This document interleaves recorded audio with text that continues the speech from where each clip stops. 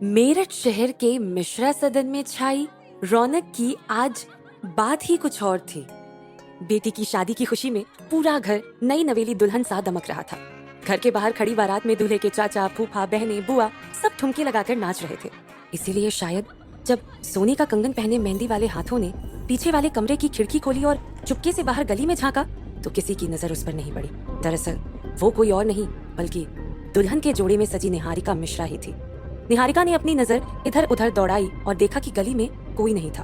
छिपते छिपाते वो घर के आंगन में पहुंची और अपना बैग दीवार के उस पार फेंक दिया। फिर उसने अपना भारी लहंगा हाथों में उठाया और दीवार फांद कर बाहर गली में कूद गई। लेकिन उसे ये नहीं पता था कि अनजान रास्तों पर अक्सर कांटे भी होते हैं। निहारिका कूद कर सीधा पत्थरों पर जा गिरी थी। उसके पैर बुरी तरह छिल गए थे और हाथ से खून बहने लगा था। निहारिका दर्द से करा उठी लेकिन उसके मुंह से एक चू तक नहीं निकली। वो जानती थी कि जिंदगी भर के दर्द से बचने के लिए उसका आज इस दर्द को पी जाना जरूरी था। थोड़ी हिम्मत करके वो खड़ी हुई और घर की उल्टी ओर मेन रोड की तरफ तेजी से दौड़ पड़ी। उसका मन बार बार यही कहे जा रहा था, अगर आज रुक गई तो जिंदगी भर के लिए रुक जाना पड़ेगा। दौड़ते भागते किसी तरह से निहारिका मेन चौक की तरफ पहुंची और पागलों की तरह इधर उधर देखने लगी। वो अपने मन में बार बार यही कहे जा रही थी, प्लीज भगवान जी, प्लीज बस किसी तरह एक ऑटो, एक रिक्शा, कुछ भी दिला दो। मुझे किसी भी तरह 12 बजे से पहले स्टेशन पहुंचना है, नहीं तो मेरी दिल्ली की बस मिस हो जाएगी। तभी अचानक से एक गाड़ी उसके पास आकर रुकी। निहारिका का डर से दिल जोरों से धड़क रहा था कि कहीं ये उसके घर वाले तो नहीं है।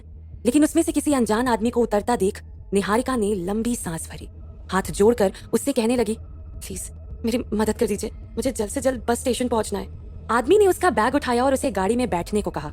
इतनी रात गए बीच सड़क में एक दुल्हन के जोड़े में खड़ी लड़की अगर मदद मांग रही है तो वो जरूर किसी बड़ी मुसीबत में होगी। मैं आपको बस स्टेशन छोड़ दूंगा, आप कार में बैठिए। कार चलने के कुछ सेकंड्स बाद उस आदमी ने निहारिका से पूछा, तुम गिरिराज जी की बेटी हो ना? हाँ, और उन्हीं से भाग रही हूँ। निहारिका ने जवाब दिया, मेरी दिल्ली में जॉब लग गई है, मैं काम करना चाहती हूँ, बहुत बड़ी आर्किटेक्ट बनना चाहती हूँ, लेकिन मेरे पापा को ये सब नहीं पसंद। वो जबरदस्ती मेरी शादी कराना चाहते हैं, इसीलिए मुझे ये कदम उठाना पड़ा। जानती हूँ ऐसा करके शायद अब कभी दोबारा अपने घर वापस नहीं जा पाऊंगी। निहारिका ये सब बोल ही रही थी जब अचानक उसके कानों में दूर बज रहे ढोल और शहनाई की आवाज गूंजने लगती है। उसने ध्यान से बाहर देखा तो वो अपने घर की गली में थी। तभी उस आदमी की आवाज आई, गिरिराज जी के मुझ पर बहुत एहसान है, मैं ऐसे उनकी इज्जत मिट्टी में नहीं मिलने दे सकता। उसकी बातें सुनकर निहारिका का दिल धक से बैठ गया। वो किसी भी हालत में घर वापस नहीं जा सकती थी। उसने तुरंत गाड़ी का दरवाजा खोला और चलती गाड़ी से बाहर कूद गई। उसके पैर में तेज मोच आ गई थी, लेकिन हिम्मत करके निहारिका ने खुद को खड़ा किया और वहां से भागने लगी। तभी गली के बाहर से एक बस निकली। निहारिका के लिए ये एक आखिरी मौका था, इसलिए उसने आओ देखा ना ताओ और मोच वाले पैरों पर दौड़ते हुए बस में चढ़ गई। अब वो अपने सपनों की तरफ पहला कदम बढ़ा चुकी थी। अगली सुबह दिल्ली आते ही निहारिका सीधा अपनी कॉलेज की सहेली काव्या के घर जा पहुंची। उसे यकीन था कि वो उसकी मदद जरूर करेगी, लेकिन जब उसके कई बार डोरबेल बजाने के बाद भी अंदर से कोई आवाज नहीं आई तो निहारिका हताश हो गई। काव्या का फोन भी बंद आ रहा था। वो अब कहाँ जाएगी ये सोचते हुए निहारिका मुड़ी ही थी जब उसे अंदर से कुछ गिरने की आवाज आई। निहारिका ने घबराकर दरवाजे को पीटा तो वो अपने आप ही खुल गया। निहारिका काव्या काव्या चिल्लाते हुए पूरे घर में उसे ढूंढने लगी, लेकिन काव्या कहीं नहीं दिख रही थी। तभी निहारिका ने उसके बेडरूम का दरवाजा खोला और उसकी सांसें रुक गई। सामने काव्या स्टूल पर खड़ी थी, ऊपर पंखे की ओर देख रही थी। उसके हाथों में दुपट्टे से बना फंदा था और उसकी आंखों से आंसुओं का झरना बह रहा था। निहारिका ने काव्या चिल्लाया और जल्दी से उसकी तरफ भागी। काव्या को जबरदस्ती स्टूल पर से उतारते हुए निहारिका उसे डांट रही थी। ये तुम क्या करने जा रही थी काव्या? पागल हो गई हो क्या? आत्महत्या करना गलत है। काव्या ने रो रो कर बोला, नहीं नहीं, मेरा मर जाना ही ठीक है, मेरी पूरी जिंदगी बर्बाद हो गई, सब कुछ खत्म हो गया उस विक्रांत की वजह से। निहारिका को कुछ समझ नहीं आ रहा था। कौन विक्रांत? उसने क्या किया? कुछ आधे घंटे बाद शांत होकर काव्या ने निहारिका को अपनी दास्तान सुनाते हुए कहा, दरअसल कुछ दिन पहले पापा का बिजनेस में बड़ा लॉस हो गया था, लेकिन ऐन वक्त पर कल्याण अंकल ने पैसे देकर उनकी कंपनी बंद होने से बचा ली। पर इसके बदले में उन्होंने अपने पोते विक्रांत के लिए मेरा हाथ मांग लिया। पर नहीं, मैं उससे शादी नहीं करना चाहती। विक्रांत के बारे में मैंने जितना सुना है वो सब बहुत डरावना है। वो आदमी अपना ईगो सेटिस्फाई करने के लिए किसी भी हद तक जा सकता है। उसने एक आदमी का पूरा घर और बिजनेस सब तबाह कर दिया था, क्योंकि उस आदमी ने विक्रांत के अगेंस्ट एक कॉन्ट्रैक्ट जीत लिया था। उसका गुस्सा तो इतना है कि एक बार होश खोकर उसने एक आदमी को अधमरी हालत में ला छोड़ा था। यही नहीं, मुझे मेरी फ्रेंड ने बताया है कि उसकी एक गर्लफ्रेंड थी जिसने उसके टॉर्चर की वजह से सुसाइड कर लिया। और सबसे खतरनाक बात, इतना सब कुछ करने के बावजूद आज तक उसके खिलाफ एक भी कंप्लेंट रजिस्टर नहीं हुई है। इसका मतलब पुलिस तक उसकी जेब में है। पापा वो पैसे लेकर बिजनेस में लगा चुके हैं। अब मैं पीछे नहीं हट सकती, लेकिन आगे बढ़कर उससे शादी भी तो नहीं कर सकती ना। आज शाम उसने होटल में मिलने बुलाया है। मुझे तो कुछ समझ नहीं आ रहा कि क्या करूं। तभी निहारिका ने कहा, तुम इस रिश्ते के लिए साफ साफ मना क्यों नहीं कर देती? आगे जो होगा देखा जाएगा। काव्या ने डर कर उसकी तरफ देखा। अगर गुस्से में विक्रांत ने मेरे साथ कुछ गलत कर दिया तो? नहीं नहीं निहारिका, मैं तुम्हारी जैसी हिम्मत वाली नहीं हूँ। ये कहते हुए ही काव्या के मन में एक ख्याल आया और कांपती हुई आवाज में उसने निहारिका से कहा, मेरी मेरी जगह तुम क्यों नहीं चली जाती? निहारिका ये सुनकर चौंक गई। मैं कैसे जा सकती हूँ? कि तुम क्या क्या बोल रही हो? काव्या उसका हाथ पकड़ते हुए बोली, प्लीज अपनी दोस्त की मदद कर दो।